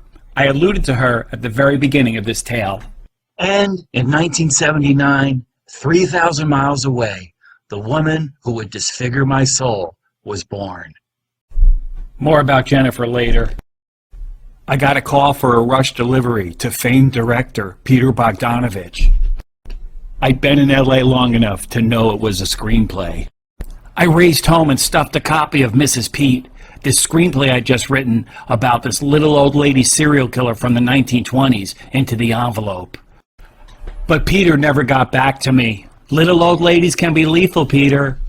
The Beverly Hills cheese store really kept Mr. Zippy busy. A high-end cheese boutique that catered to a very wealthy clientele. In the early 2000s, in the movie biz, a cheese basket or a cheese tray from the Beverly Hills cheese store was often sent as a way to sweeten a deal or say thanks. And the gated community of Beverly Park, arguably the wealthiest community in the world, was often my destination. So Norbert, the cheese store owner, calls and says, "Hey, Mr. Zippy, I got a cheese tray going up to Stallone's place in Beverly Park." To get into Beverly Park, you got to show the guard your ID, tell him where you're going, and then wait for permission to pass. I'm at Stallone's door. I ring the bell, but no one answers. After ringing the doorbell for like 20 minutes, I call Norbert. He goes, "The door's unlocked. Leave it in the kitchen." In I go. Yep, this is definitely Stallone's place. Here's the kitchen. I put down the cheese tray. As I'm leaving, I notice this table with all this paperwork. I stop and start looking at it. Looks like Sly's coming out with a fitness book. Then I get this sense that I'm being watched. Out of the corner of my eye, I see Stallone standing there glaring at me. I was back in the Zippy Mobile in seconds. Brillstein Gray was an A-list talent agency located on Wilshire Boulevard in Beverly Hills. It represented some of the biggest stars in the world. Rush to the Hollywood Hills, Mr. Zippy. So I pick up a script for Skip Wills, whoever the fuck that is, but no way I'm opening it. Brillstein Gray's one of my best customers, and you can tell they run a really tight ship. The drop is way up in the Hollywood Hills. But there's a gate in the middle of the road. There's a code box, but I don't have the code. I tried calling Brillstein Gray, but you can't get service in the Hollywood Hills. I didn't know what the fuck to do. Then these Mexicans show up in a landscaping truck. They've got the code. They open the gate and drive through. I just followed them in. I ring the doorbell, but no one's answering. Hello? Hello? Anybody home? The thing is, Brillstein Gray, you got to get a signature. I can't just leave it. So I go in the house, and I'm walking down this long hallway, and this guy comes down the stairs. Brad Pitt! I couldn't believe it. He signs for the package and says, "Thanks." I hop back in the Zippy Mobile. I can't wait to tell everyone I just met Brad Pitt. Back on Sunset Boulevard. Before I can call anyone, my cell rings. It's Brillstein Gray. "Mr. Zippy, how did you get on the property?" I give him a quick review. "Mr. Pitt's security team will be calling you, Zippy." Sure enough, a minute later, I tell him the exact same thing. "Okay," was all he said. But something tells me heads rolled. Hubert Selby Jr. wrote Last Exit to Brooklyn and Requiem for a Dream. Like me, Cubby came from a fucked up New York City family, and he wrote about New York City the way only a true New Yorker can. A friend of mine had Cubby's number. I called him, told him I was a writer from New York City, and had the privilege of meeting him every Sunday for the last few months of his life. Cubby signed my copy of Last Exit to Brooklyn. That day, the most shocking and vicious novel I've ever written was heavily influenced by my brief friendship with Cubby. What kind of work is it you do anyway? I mean, that is, if you don't mind me asking. I'm a writer. A writer, huh? Yes, a writer. You know, you ought to go talk to my friend Cubby. He's a writer, too. Me, Renee, and Cecilia went to Santa Fe, New Mexico to visit our friends Ken and Richard. That's where these pictures were taken. On the way back to LA, Renee's brand new Ford Focus station wagon broke down. In Winslow, Arizona, the take it easy town. Ugh, it's the transmission. This is gonna take a minute. For the next couple of days, we wandered the streets of Winslow until finally, our chariot was repaired. We decided to visit the Grand Canyon on the way home. At the end of a very long day, Renee and I got into a heated argument. To diffuse the situation, I went for a long walk. The thought occurred to me. What if, in that moment, I'd snapped and murdered Renee? What would I do with Cecilia?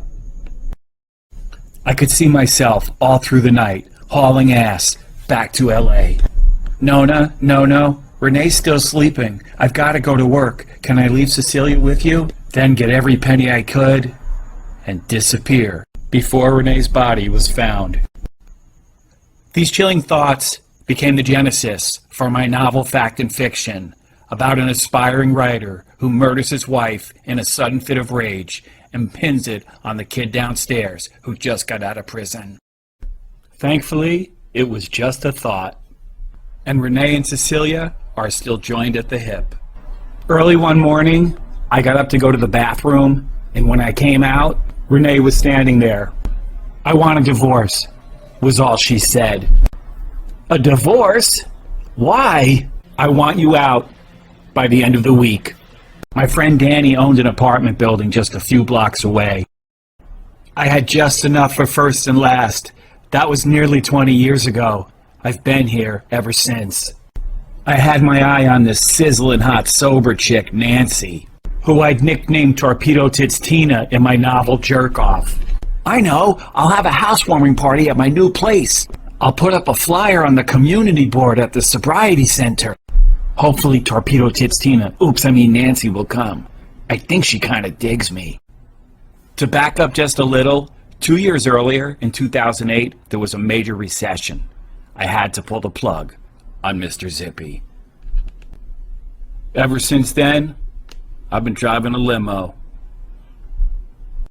The day before the housewarming party, I go to Step by Step to pick up Cecilia.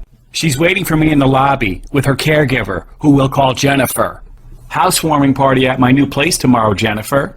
Sure, I'd love to. Nancy didn't show, but Jennifer did. Where's Renee? She asked. Thus began the greatest disaster of my entire life. Yes, even worse than this one.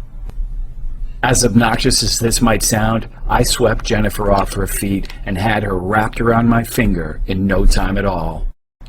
When I asked her to take her clothes off on camera, she was all for it. One night, Jennifer came over, but she didn't want to have sex on camera. In fact, she didn't want to have sex at all. Glad you came over. I missed you. Don't touch me. What? Don't touch me. Get your shit and get the fuck out of here. Don't ever call me again.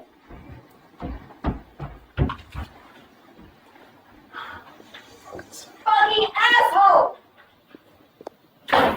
I had no idea what a fucking pig I was. I thought she'd cool off in a couple of days. Boy, was I wrong. But let's go back to 2010. New Year's Day, to be exact. The sun comes up. Jennifer is sleeping by my side. My job calls. Noon pickup.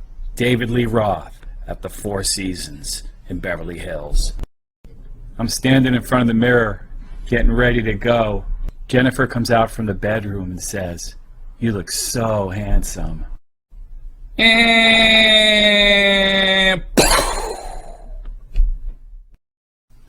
It was all downhill from there. Fucking asshole.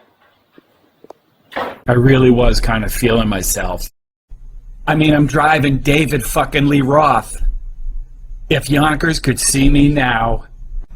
One morning, I pull up to Dave's mansion in Pasadena. Dave hops in and says, we're going to the great Eddie Van Halen's house. 20 minutes later, we're at Eddie's gate. We roll up the circular driveway to Eddie's recording studio.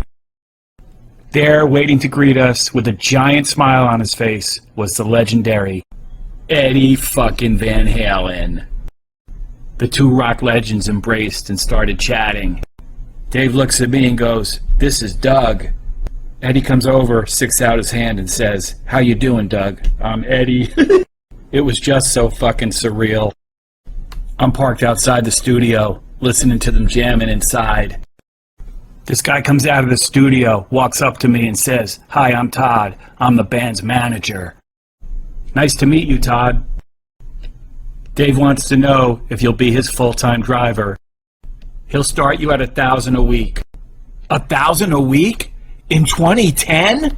Fuck yeah! Things got really weird, really fast. I roll up to Dave's gate in my pretty much new Ford Focus and park out front. Mindy, Dave's personal assistant, comes out to tell me I have to park on the street. Dave's got an F-150, an F-250, and an F-350 tightly parked underneath an awning. Take the F-150 today, Doug. Dave lives right off Fair Oaks. A giant oak tree on the corner makes seeing oncoming traffic a little tricky. I pull up a smidgen in front of it.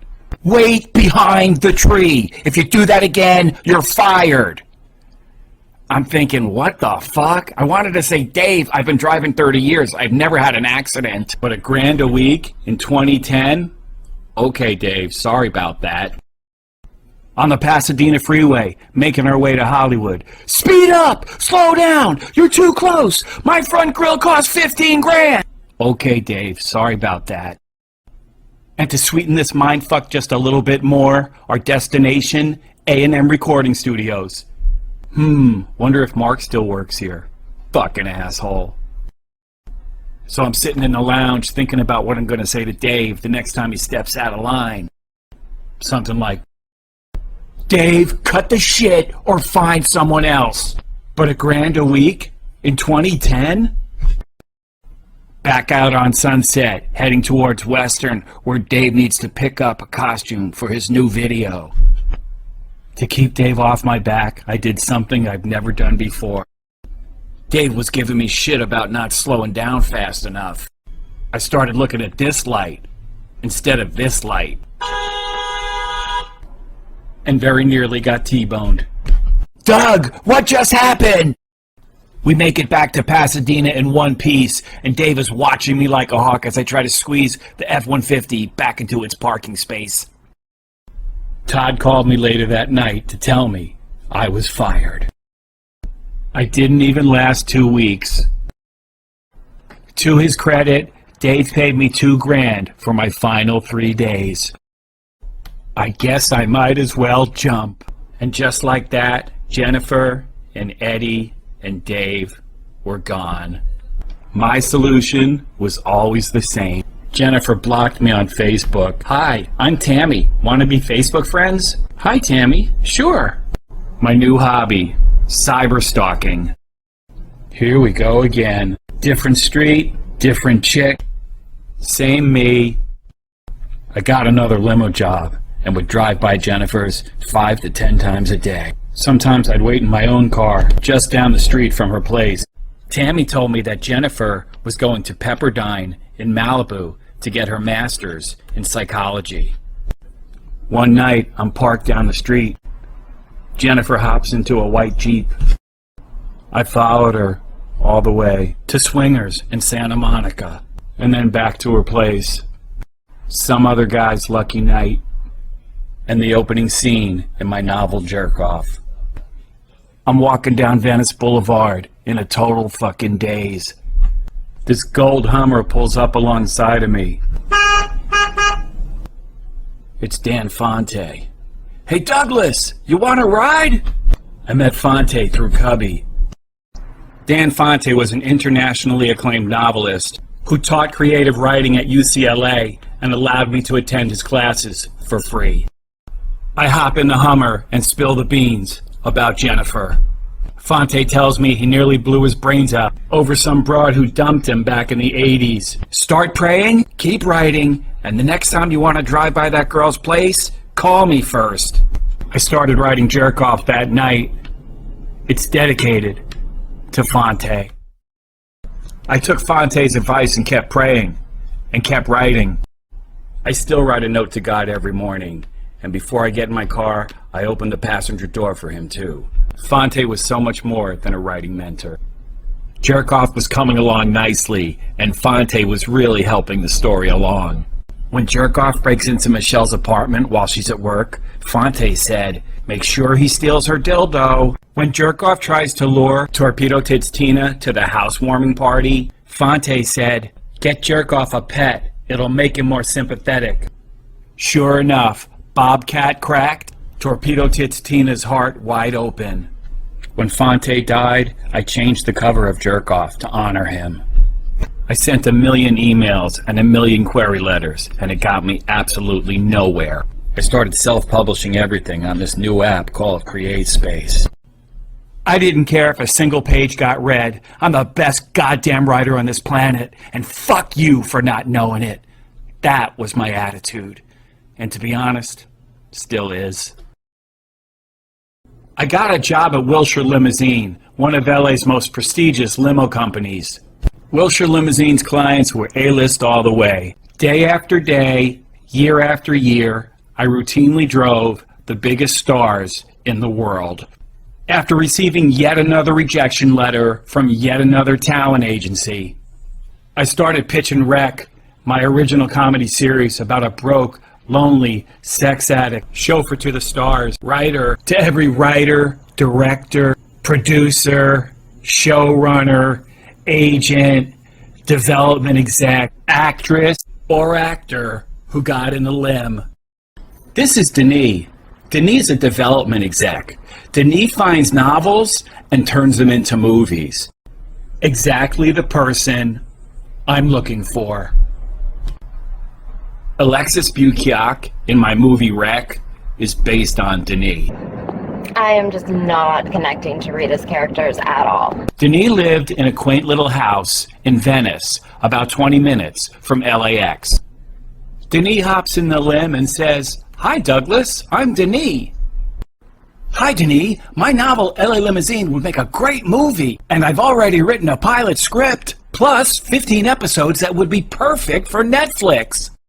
I think I was pitching Recusode 10, Time, the one where Rec goes back in time to fix his past, when I realized I was on Overland Avenue, about 5 traffic lights past LAX. "Nice meeting you, Douglas," was all Denise said when she got out of the limb.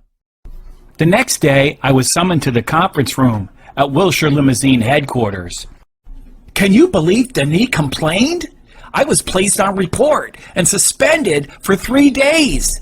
I'll take that as a maybe, Denis. Just let me know when you're ready to set up a meeting. Denis and I continue to maintain opposite showbiz trajectories.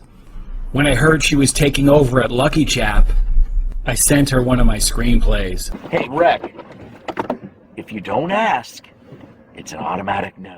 Every year, during award season, Netflix has its own private Oscar party at Chief Content Officer Ted Sarantos' house in Hancock Park. It's always a major glam fest, with this year's crop of Netflix royalty lathering themselves in one another in worship and adulation that even Narcissus himself would find excessive. Private security, red carpet drop-off, the whole shebang. I'm picking up Laverne Cox from Orange is the New Black at her place in North Hollywood.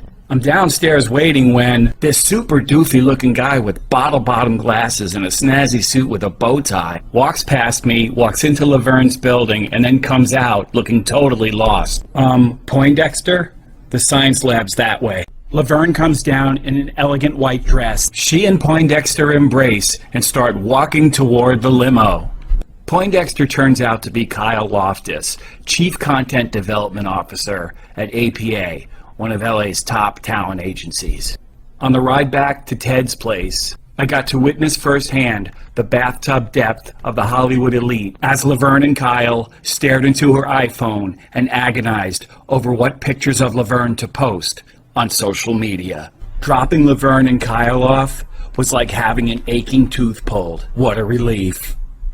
My time at Wilshire Limousine came to an end when, upon receiving yet another soul-crushingly lame paycheck, I put on my Mr. Zippy shirt and hand-delivered a box filled with all my novels, screenplays, and my original comedy series Rec to Ted's door.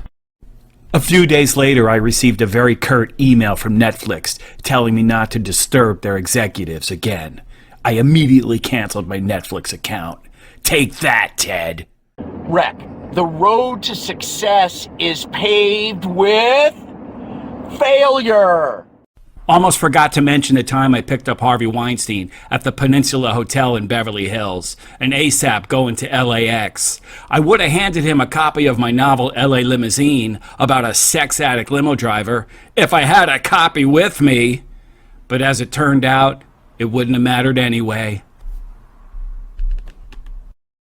I got a job at Motive, this new age limo company that used only Teslas. Robert was the boss, and Tiffany was his right-hand human. Morgan Freeman owned the company. That lady standing beside him, that's Lori McCreary, his business partner. More about her in a minute. I just started working at Motive when I got sent to LAX to pick up Lori and take her to her place in Malibu. I Google Lori and find out she runs Revelations Entertainment with Morgan Freeman. That's Lori and Morgan at the Oscars. That's Lori and Morgan at the Golden Globes. Lori and Morgan Lifetime Achievement, and on and on and on. The ride out to the boo was stone silent. I was trying to find the nerve to pitch Rec. Lori was looking at her iPhone. Here's the pitch. Lori looked up from her iPhone and said, "That's not how you get material to me." Ted? Denis? Allow me to introduce Lori. I wondered. Am I out of a job again? Apparently not, because within a few days I was driving Joe Gebba, co-founder of Airbnb, and his drop-dead knockout supermodel Brazilian girlfriend, Isabella, who have since married. Joe and Isabella were tight with Hollywood super agent Michael Kives and his wife Lydia, a civil rights attorney. On Friday and Saturday nights, the couples would pour into the Tesla and off we'd go.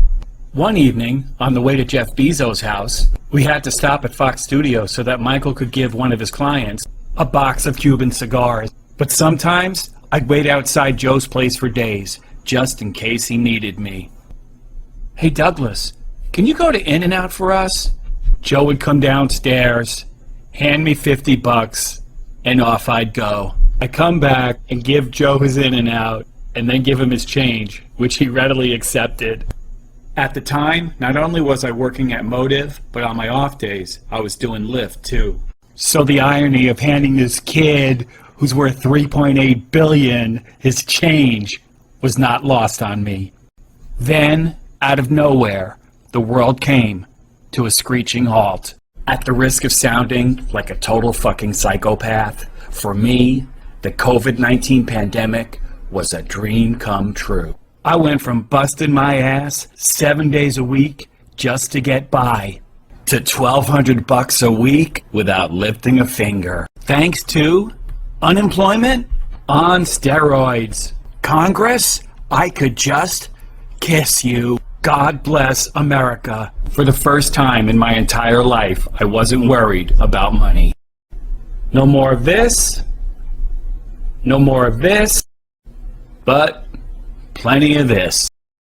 During the pandemic, I wrote 2 books, Horror Ball about the 1973 Texas Rangers, and Ugly Ball about the 1973 San Diego Padres, 2 of the worst teams in Major League Baseball history. But the coolest part of the pandemic was hanging out with this kid. I got this little peanut a guitar when she was 10 years old. Darling, God, to let me know. Should I stay? Should I go? People have no idea what we have to go through. When the world opened back up, I got to go to places I'd always dreamed of. Cork, Ireland, birthplace of my grandmother. Belfast and Dublin, with famed Irish author Aidan O'Reilly. 22 degrees. It's cold up here. Woo! From Tokyo Dome. Sayonara. Then Congress put the kibosh on unemployment on steroids, and money stopped falling from the sky. Damn you, Congress. My 18-month paid vacation was over, but I lucked out and got a limo gig at Ascot Limousine, which turned out to be the best limo gig I ever had. DraftKings CEO Jason Robbins was in town for the Super Bowl. I was at his beck and call all week long. One night at the Beverly Hilton, the strangest thing happened. Jason hopped in the Escalade. This wild-eyed kid with a crazy afro, dressed in a ratty t-shirt, shorts, and sandals, follows Jason into the Escalade. I really thought he was a homeless lunatic. Hey, Douglas, mind dropping my friend off? Sure, man, no problem. The wild-eyed kid looks at me, smiles, and says thanks. The two start talking. Do you know Mitch McConnell? No. You're gonna need Mitch McConnell. Don't worry, I'll get you a meeting with him. What about Pelosi? I've already met with Nancy. The drop is a few minutes away. The kid says thanks and hops out. As we drive away, Jason tells me that guy's worth billions. About a year later, I'm watching the news, and there's that wild-eyed kid with the crazy afro, Samuel Bankman-Fried. I picked up Claire at the Four Seasons in Beverly Hills. She was heading out to Miracles Treatment Center in Malibu, where millionaire junkie alkies from all over the world came to dry out. Everyone in the Southern California sober community knows about Miracles and its lavish treatments and therapies that only the super rich can afford. Claire lets on that she's going to see her billionaire alkie husband, Cliff. I let on that I've been clean and sober quite some time. That seemed to score major points with Claire. The lowly limo driver has been sober for years, but my billionaire husband can't stay off the sauce for a single day. We make it to Miracles. I wait in the parking lot as Claire visits Cliff and his recovery team. In no time at all, Claire gets back in the car and says, "Drive." What the fuck? He's got them blaming me for his drinking problem. I'm sorry to hear that, Claire. How can I help? Claire says, "Take me to Nordstrom's." By the time we got back to the Four Seasons, Claire had poured out her soul to me. Flying on private jets, shopping at places like Prada and Rodeo Drive, dining at the finest restaurants in the world, wasn't all it's cracked up to be. I'm back at my place working on a novel that would become LA Limousine. Claire calls. She wants me to come back to the Four Seasons and come upstairs to her room. Okay, Claire, I'm on my way. Let's just say nature took its course, and the next morning I walked out of the Four Seasons knowing I'd made a very big mistake. Rick, don't make me live without you. Claire gave me a taste of my own medicine. Rick, come back! Rick! Rick, come back! Though I was far more discreet, Claire was out of my life in a matter of days. But she will live forever in the pages of LA Limousine and in my movie Wreck as well. I got invited to a barbecue at Mar Vista Park, just a few blocks from my place. And guess who I saw there? Jennifer. She sat down right next to me. Hi, Jennifer. She totally fucking ignored me. Then she got up and walked away. What a surprise. Later that night, I texted her. The next day, Morgan calls. "Douglas, Jennifer says you've been leaving her obscene messages again." Huh? What? Jennifer says you were leaving her obscene messages when she was teaching your daughter. And you left her another one last night. I just could not allow Jennifer to reduce me to the role of obscene message leaver when the truth was so different. Fucking asshole! I made sure that the real Jennifer knew that my side of the story was in the world too. My sister Judy called to tell me that my dad was very ill and that I should fly back to Florida to say goodbye. Thankfully, pleasant thoughts of my dad dominated my memories in his final hours. Taking me to Yankee Stadium when I was just a little boy and somehow arranging it so that I could wander on the field before the game. I met Roy White in the outfield. My dad instilled in me a love for baseball that brings me joy till this very day. My dad used to take me for rides on the subway, which I absolutely loved. When I got caught breaking into houses, my dad made me watch Scared Straight on TV and introduced me to his cop friends too. My life of crime ended that day. Yeah, my dad did some really fucked up things, but I'd rather remember him in his later years. Farewell, Dad. I love you and I miss you. And thanks for everything you did for me while you were here. I'm driving this TV exec to LAX. He tells me about this new app, Tinder, and all the success he's having on it. I get home and start scrolling. Holy shit, there's Annette from the sobriety center. Hey Annette, it's me, Doug. Want to get a cup? Definitely. Me and Annette were together for 2 years. For the first time in my life, I treated a woman with dignity and respect. And the results were amazing. And then one day, Annette called to say that she'd met someone her age. And just like that, she was gone. Guess who wanted to come out to play? But there was just no way I was going down that road again. I thought about Fonte, and I knew what he would say. Thank God for your time with Annette, and right. I continued working on a collection of short stories that turned out to be not suitable for children. And Annette married her new fella and started a family. And the coolest thing is, when I see Annette at the sobriety center, she hugs me. Ascot was really working out. I'd spend my days at private jet strips, picking up the rich and famous, and ferrying them to whatever five-star hotel they were staying at, or sometimes just taking them back to the palatial estates in LA that they called home. The money was great too. I had more money in the bank than I ever dreamed of. Aaron, the guy who owned the company, was the coolest guy ever. There was just no way I could reward his kindness by pitching rec to his clients. Besides, by now I realized pitching clients when they got on the limb just didn't work. I will not pitch my screenplay. My friend Neil was a screenwriter too. We'd constantly be brainstorming on how to get something we'd written made. It was Neil who told me about Sean Baker and the movie he made on his cell phone, Tangerine. Around that time I read an article where Steven Spielberg said, thanks to cell phones, anyone could make a movie. I got a cell phone. Rec took about a year to make and cost just over $5,000. One night, I was driving Danny DeVito, and I came this close to asking him to say, thanks for the ride, Rec, when he got out of the car. I still kind of regret that I didn't. Rec is available on YouTube for anyone who wants to watch it. What a surprise! I wrote a book about the making of Rec. It's called How I Made a Movie on My Cell Phone. It's available on Amazon.com for just $10. At the very start, I posed this question. So what happened? How'd I get here? Cold, old, and all alone, an anonymous literary failure, nary a pot to piss in, creditors and the IRS breathing down my neck? It's a good question, but the answer's a little complicated.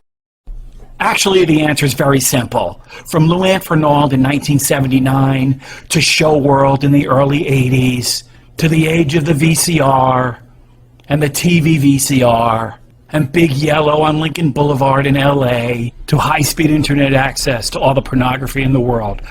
Maybe due to all the unresolved childhood trauma that God knows I spent a lifetime trying to resolve. Maybe due to the hypnotizing effect that pornography holds over so many millions of men. Maybe due to just pure primal desire. Maybe due to the neurological transformation that keeps me so fucking numb. The time and energy I've spent swimming across this endless sea of porn, and all the love that I destroyed, and all the novels and all the screenplays and the original comedy series that I've written, and all the baseball books I've written too, and all the places in the world I've been. I just could not free myself from porn. At least, not yet.